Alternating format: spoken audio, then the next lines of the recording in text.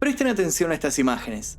Esto fue tomado en la madrugada del 24 de noviembre de 2016. Parece una noche normal en un estacionamiento, sí, al menos hasta que se ve esa sombra por uno de los márgenes de la pantalla. ¿Llegaron a verla? A ver, miremos de nuevo. ¿Qué es lo que pueden deducir con lo que ven? ¿Qué se les ocurre? ¿Qué hace esa figura en una calle solitaria? ¿Por qué corre? Y más importante aún, ¿quién es? Antes de despejar estas dudas, déjenme decirles algo. La aparición de esta persona supondría un revuelo de carácter nacional en Estados Unidos. Que esta persona que se ve allí estuviera viva fue considerado por muchos casi como un milagro. ¿Las razones? Muchos habían perdido la esperanza de encontrarla sana y salva. Si adelantamos la cinta podemos verla aparecer nuevamente en plano. Parece desorientada, perdida, buscando ayuda. No es para menos si se tiene en cuenta el contexto de la última vez que se la vio. A la mañana siguiente todos los portales de noticias tendrían su cara en las primeras planas. Es que esa figura que ronda el estacionamiento no es otra que la de Sherry Papini, una mujer que hoy forma parte de la cultura popular por su fantástica y turbulenta historia. Sherry tejió alrededor suyo un aura de lo más variada. Durante unos cuantos años fue amada, respetada y considerada un ejemplo de lucha. Se la consideraba una víctima que había sabido revertir su situación para convertirse en una vocera de la libertad, una sobreviviente inspiradora. Sin embargo, esa imagen se torció drásticamente cuando terribles secretos salieron a la luz. Secretos que obligaron a todos a revisar su opinión sobre ella. A tal punto que hoy Sherry es considerada sinónimo de farsa. Sin ir más lejos, en su tema Houdini lanzado en 2024, Eminem la nombró en una parte de la letra. Lo que pensaste que viste no es lo que viste, porque nunca me verás. Atrapado durmiendo, y mira, el secuestro nunca sucedió. Como Sherry Papini, Harry Houdini, desaparezco en el aire mientras me voy. Interesante, ¿no? Pero no nos adelantemos. Para entender bien esta referencia de Eminem en su tema Houdini y el impacto de este caso en la cultura en general, más que nada en la cultura de la sociedad norteamericana, es necesario que empecemos por el principio. Y además les quiero contar que si se quedan hasta el final van a conocer un dato que se dio sobre este caso en junio de 2024 y que presenta un giro sobre todo lo acontecido. Así que sin nada más que decir, les doy la bienvenida al caso de Sherry Papini, la mujer que engañó a todos.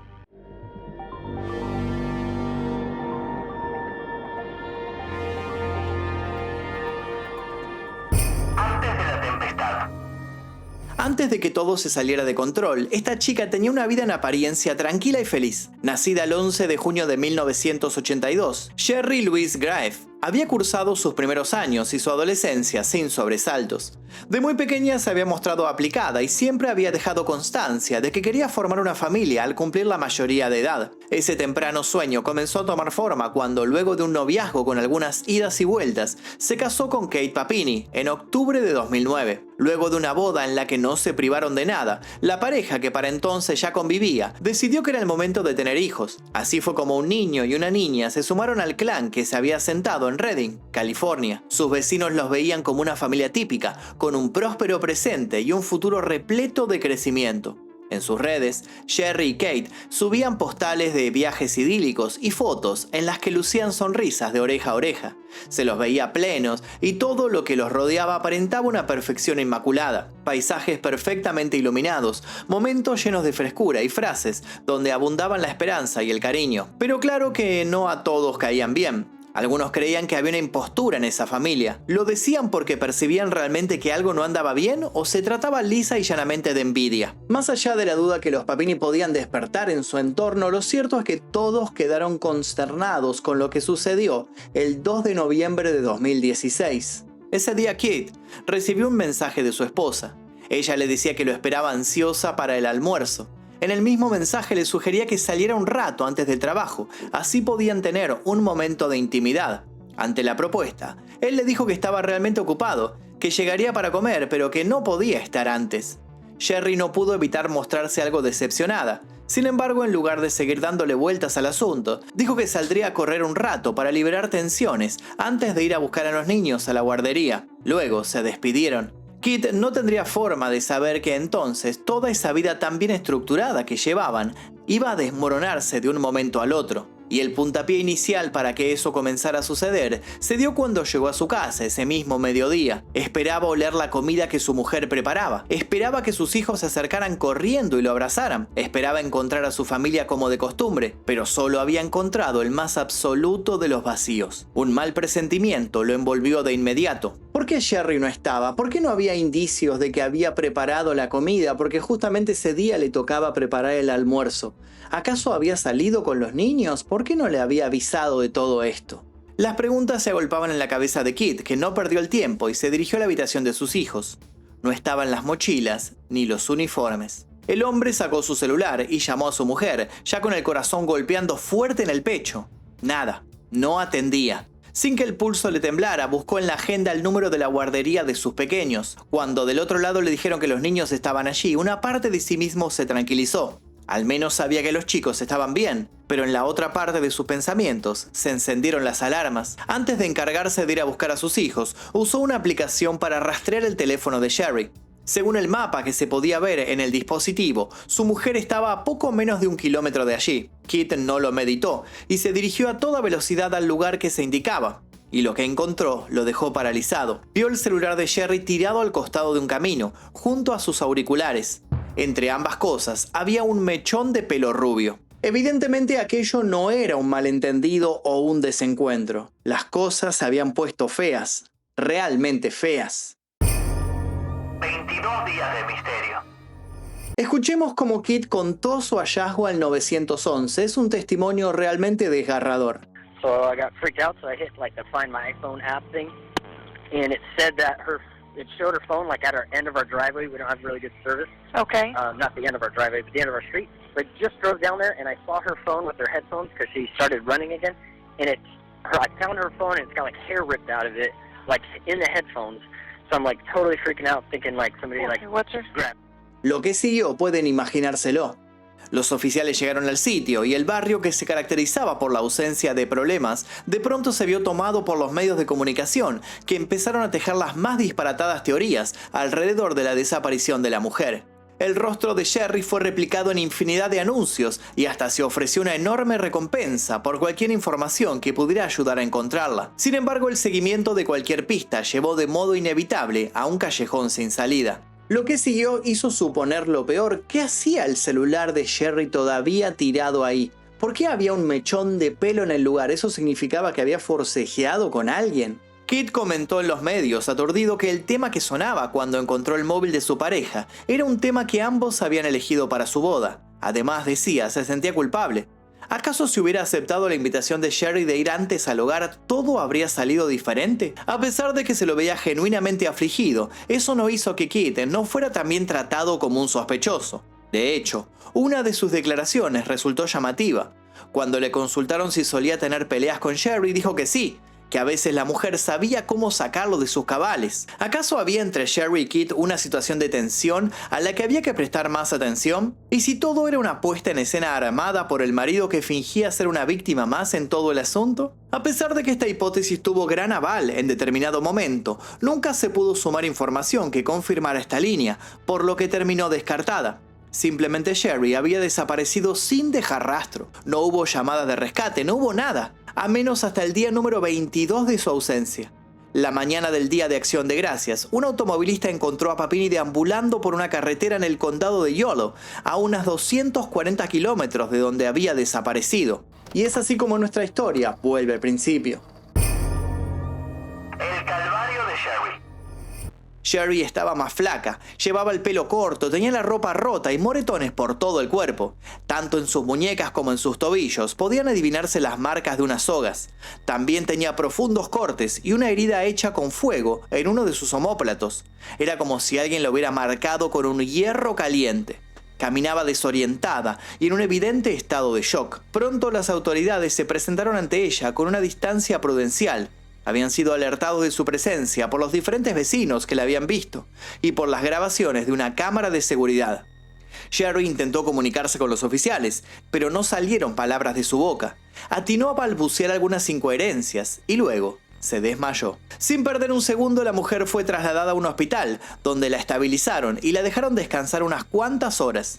En ese transcurso de tiempo, se comunicaron con Kit, que quedó anonadado por la noticia. La policía suponía que algo horrible le había pasado a Sherry. Unos estudios preliminares habían indicado la presencia de abusos, un tabique roto y más heridas de las que se había considerado a primera vista. No era raro entonces suponer que la chica se encontraría atravesando un trauma. Esto complicaba la posibilidad de un testimonio que ayudara a entender qué le había pasado. Se les ocurrió que lo mejor que podían hacer era dejar que Kit hablara con ella en primera instancia, para que Sherry se sintiera menos presionada. El hombre aceptó y con un micrófono ofrecido por los oficiales se sentó al borde de la cama de su esposa. Le dijo que él y sus hijos la habían extrañado. Le dijo que necesitaba que le contara dónde había estado. Le dijo que si prefería tomarse un tiempo, también lo entendía. Ella se giró y lo miró. Tras un silencio, una lágrima comenzó a correr por su mejilla y le contó su calvario. Según su relato, esa mañana en la que había salido a correr, había sido interceptada por una camioneta. En la misma iban dos mujeres hispanas que le pidieron información sobre una dirección. Cuando Sherry se había acercado para ayudarlas, la habían secuestrado a fuerza de pistola. Luego, el infierno.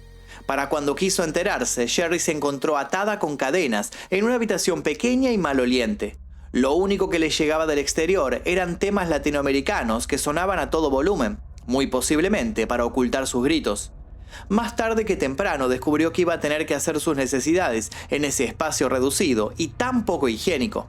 Las mujeres la visitaban algunas veces por día, generalmente para acercarle comida. Arroz, tortillas y manzanas fue su exclusiva dieta por el transcurso de 3 semanas. Le repetían que le convenía no resistirse, que ya estaba perdida, que había caído en las manos incorrectas y que mientras antes aceptara su destino, mejor iba a hacer todo. Le dijeron que un policía la había comprado y que por eso le había marcado la espalda. Le dijeron que no era la primera y que no sería la última. Le aseguraron que esto que le estaba pasando ya había pasado cientos de veces y no había modo de evitarlo.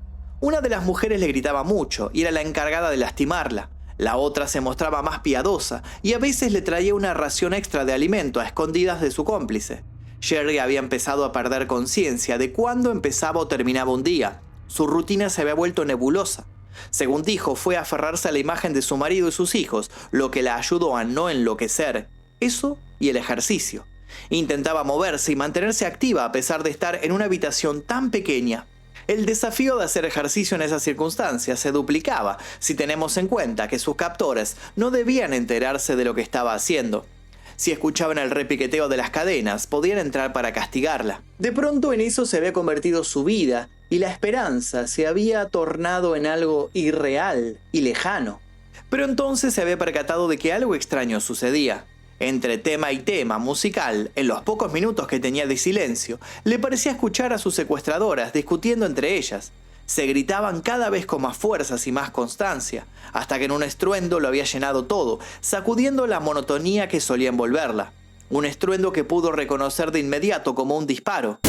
¿Qué había sido aquello? ¿Quién le había disparado a quién? Lo que siguió a eso fue una sucesión de días y más días confusos, donde ni siquiera le llevaron algo de alimento. ¿Acaso la habían abandonado? ¿Su destino había pasado de ser una víctima de la trata a ser alguien totalmente olvidada que iba a morir por inanición? En esos oscuros pensamientos se arrastraba cuando la puerta del lugar donde estaba recluida se abrió una mañana. Era la mujer mexicana que siempre la había tratado con más humanidad. Sin decir mucho y con manos temblorosas, la mujer le sacó los grilletes. Luego la alejó unos cuantos kilómetros con los ojos vendados y finalmente la soltó. Luego se había ido. Y eso era todo lo que Sherry sabía. Suponía que la mujer que le había sacado de la pesadilla había matado a la otra secuestradora y se había apiadado de ella. Tras largarlo todo, tuvo un nuevo ataque de llanto y volvió a dormirse. Kid y los oficiales escucharon el testimonio una y otra vez, con el rostro desencajado. ¿Cómo y por dónde empezar a buscar a esas dos mujeres que tanto daño le habían hecho a Sherry? ¿Cómo encontrar al jefe de ambas? Bueno, los investigadores no sabían que la cosa recién se estaba empezando a poner turbia. Todos empiezan a sospechar. Las preguntas eran tantas y las pistas por donde empezar tan pocas que rápidamente abundaron los callejones sin salida. Las autoridades emitieron cerca de 20 órdenes de registro y examinaron teléfonos móviles, cuentas bancarias, correos electrónicos y perfiles en redes sociales. Todo en vano. Mientras tanto, Papini trataba de reconstruir su vida con su familia. Recibió $30.000 de la Junta de Compensación para Víctimas de California, reclamó más de $127.000 en beneficios por discapacidad debido a lo que había sufrido y consiguió otros $49.000 de una cuenta de GoFundMe. Su caso había conseguido gran repercusión. Los medios la entrevistaban sin cesar y las personas no dejaban de mostrarse empáticas y solidarias tras escuchar su relato. Pasaron los meses, los años, la policía se comenzó a quedar sin lugares sólidos por donde continuar la investigación, pero también empezaron a pasar otras cosas. Cada determinada cantidad de meses, Sherry se volvía a contactar con las autoridades. Siempre mencionaba cómo un hecho cotidiano de pronto le traía un recuerdo hasta el momento borrado.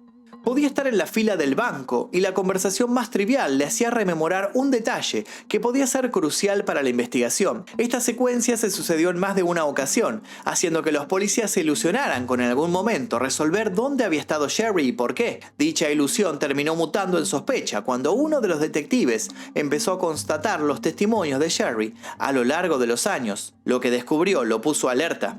Muchas de las cosas que la mujer decía terminaban siendo contradictorias con otras cosas que había dicho antes. ¿Acaso era parte del trauma? ¿O había detrás de estas incongruencias algo que merecía la pena ser investigado? Fue así como el FBI, tras casi 6 años de que todo comenzara, recapituló viejas evidencias. ¿Qué encontró? Algo que en el pasado había sido ignorado. En la ropa interior que Papini tenía al momento de reaparecer, se había encontrado ADN masculino que no coincidía con el de su esposo. La mujer fue consultada nuevamente sobre su historia. Siempre hablaba de captoras. Decía nunca haber visto a un hombre en todo ese tiempo. ¿Acaso ese ADN podía ser un hilo invisible que condujera hacia uno de los secuestradores tras las sombras? En marzo de 2022 se informó que el mencionado ADN coincidía con el de un exnovio de Sherry llamado James Reyes. El hombre fue rodeado y los policías llegaron a su casa en un mega operativo. James no se resistió y cuando le pusieron las esposas solo atinó a suspirar. Más tarde contaría que efectivamente él estaba ligado a la desaparición de Sherry, solo que de modo involuntario. Según el hombre, la mujer lo había contactado para fugarse con él, alegando que estaba harta de su familia y de los abusos de su marido.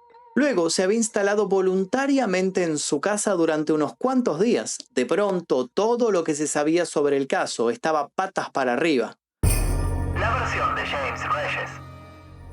Reyes no escatimó detalles en su declaración. Dijo que había recogido a Sherry en un auto alquilado. Dijo que habían usado teléfonos prepagos para hacer los arreglos. Para todo tenía testigos y evidencia. Incluso uno de sus vecinos había llegado a ver a Sherry en su barrio, paseando con naturalidad. Todo era corroborable y estaba en la punta de sus narices.